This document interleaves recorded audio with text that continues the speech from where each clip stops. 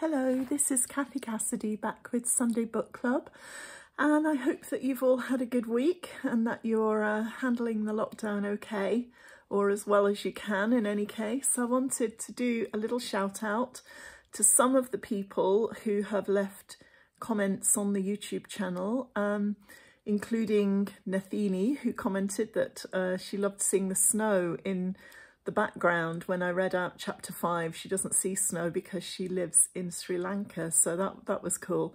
To Borna Angel, Zoe, Francesca, Hannah, Geishari, Ella Sophia, Jade, Lily Lost, Nicola and Amelie, and Alekia, who asked me a question and asked me to include something in Sunday Book Club. I'll be doing that next week, Alekia, so hang on, I promise.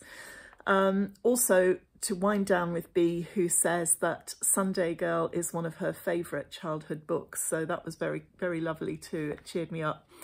Yeah, I definitely think that lockdown in winter, in the middle of January, is an awful lot harder than the earlier lockdowns have been. But hopefully now that we're about to launch ourselves into February, things will start to improve.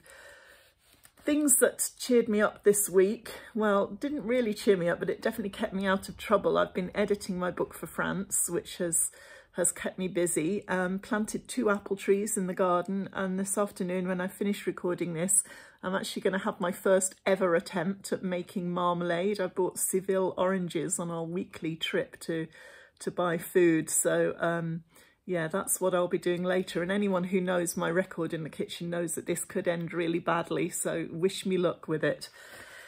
Another thing that happened this week, which really, really cheered me up, was that I was sent the most beautiful package. Okay, it was, it's been hand painted and decorated and sent to me by one of my lovely older readers, very inspiring and very talented girl called Holly. And it put the biggest smile on my face at a time when I really, really needed it to do. And this lovely package was actually filled up with lovely sweeties and a fabulous letter and all sorts of things designed to make me smile. I haven't yet decided whether I'm actually going to frame this and put it on the wall, which is a #1 possibility, or possibly recycle it, cover up the address and send it on to somebody else filled with my own version of a cheer up package. So it's a very inspiring thing after all anyway. And I thought I would give you all a challenge this week, because one other thing that I've been doing in the week that's just gone by, I've sent 4 or 5 letters to people I'm really missing, people I care about, friends I haven't seen for a long time. And I wondered if I could give you the challenge just to send 1 letter to somebody you're missing. And it doesn't have to have any fancy extra bits and pieces included. It can just be quite a short letter, a little note if you like. Put a stamp on it and put it into the post to tell somebody that you really care about them. And that, I think, could really brighten someone's day. So today I did promise I would tell you some of the influences and inspirations for this book, SUNDAE GIRL. And it amused me because this week I saw on the UK TV news that roller skating has become a lockdown sensation and everybody all of a sudden is roller skating. I loved that because that's something Carter, the character in my story, does. It's nice to know he's on trend with his rollerblades. Not many books that I've written have so many links to my own life and my own kind of teenage years as SUNDAE GIRL does. The schools are really they're really very much based on my old schools. Our Lady of Sorrows was actually Our Lady of the Assumption, and St Joseph's, the secondary school, is based on my old school, Bishop Ullathorne. And anyone who noticed the trying to make the statue of Our Lady smile will know that, you know, anyone who went to my old school might actually remember that, because it was something that we did do. We tried to make that happen. Didn't quite work. In chapter 2, Jude shares lots of stuff about her family. I also grew up in Coventry, as Jude is, and I lived in a street that my dad would sometimes call Christmas Tree Avenue. Yeah, it didn't have the same, you know, the real name of Jude Street is Pine Tree Avenue, and that's not the name of the street I grew up in, but anyone local might be able to work it out. Molly Riley, the Gran with Alzheimer's in the story, I think is probably based a little bit on my nan, who I loved to bake jam tarts with when I was a child. But my lovely nan lost herself in Alzheimer's, a form of dementia where you lose your memory. And that happened by the time I was 8 or 9, which is pretty sad, really. But the saddest thing of all is that a few years after SUNDAE GIRL was published, my then elderly mum began to struggle with vascular dementia, and she began to lose her memory. So the character of Molly in the book is really bittersweet for me. Toto the dog, a rescue dog that Jude's granddad gets hold of. Well, my dad, who is quite similar in his eccentric ways and his big white beard, or was quite similar to Jude's granddad, he also rescued an Afghan hound from the dog pound when I was maybe 11 or 12. And we didn't call the Afghan hound Toto. Her name was Cash, and obviously she was a girl and the dog in the story is a boy, but beautiful, crazy, totally mad and neurotic dog, and I still miss Cash to this day, so it was lovely to put her into a story.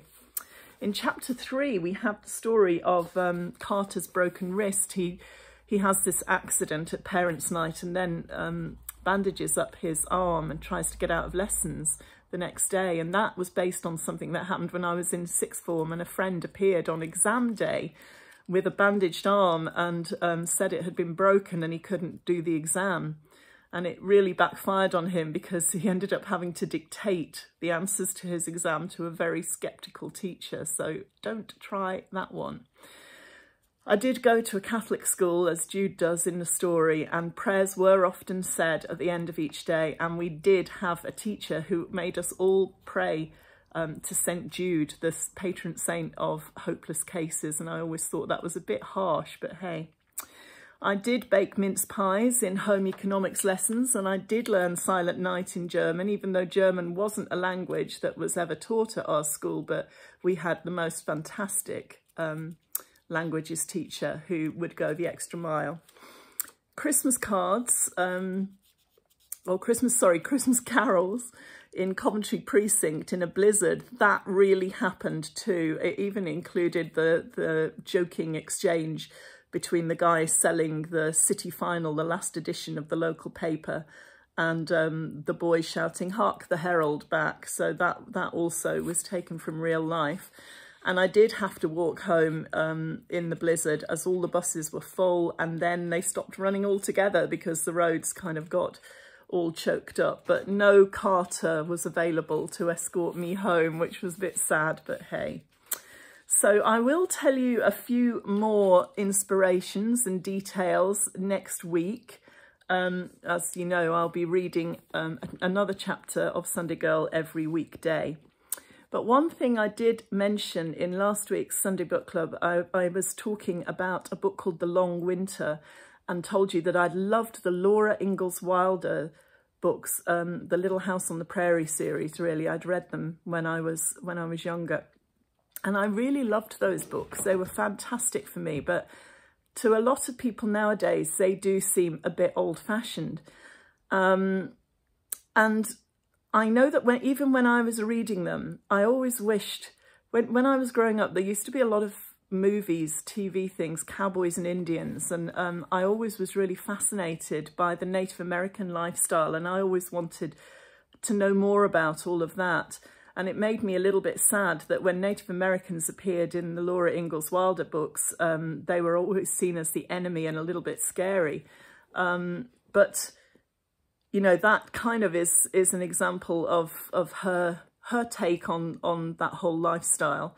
But to get a more balanced view, perhaps a fairer view, perhaps a more modern view of what happened in the settling of the West, I would really recommend an author called Karen McCombie and a book called Little Bird Lands. It starts off, it's actually a series of 2, Little Bird Flies is about a girl who grows up on a remote Scottish island and has to leave. Her family and everybody from the island have to flee and leave. They're basically made homeless, and eventually she finds that the family make their home in America and head out towards the west to find a place to settle. And I think this is the most fantastic book that would be a really worthy modern counterpart to the Little House on the Prairie books. So if you've read those and enjoyed them, you would love this. And if you haven't read them, but you think, you know, you might like to explore that whole idea, this perhaps would be a great place to start. Karen McCombie's a fantastic and very prolific author and has written all sorts of fantastic stories. So I recommend her, but these two books, Little Bird Flies and Little Bird Lands, are, I think, the best that she's done. So do check them out. As promised, I will be back on Monday to read you more chapters from SUNDAE Girl, and you can find out how Jude gets on and yeah, how she copes with her embarrassing family. Until then, do take care. Keep smiling, and don't forget the letter writing challenge, and leave a comment on my YouTube channel to let me know if you've managed to take that challenge up. I'll see you soon. Take care.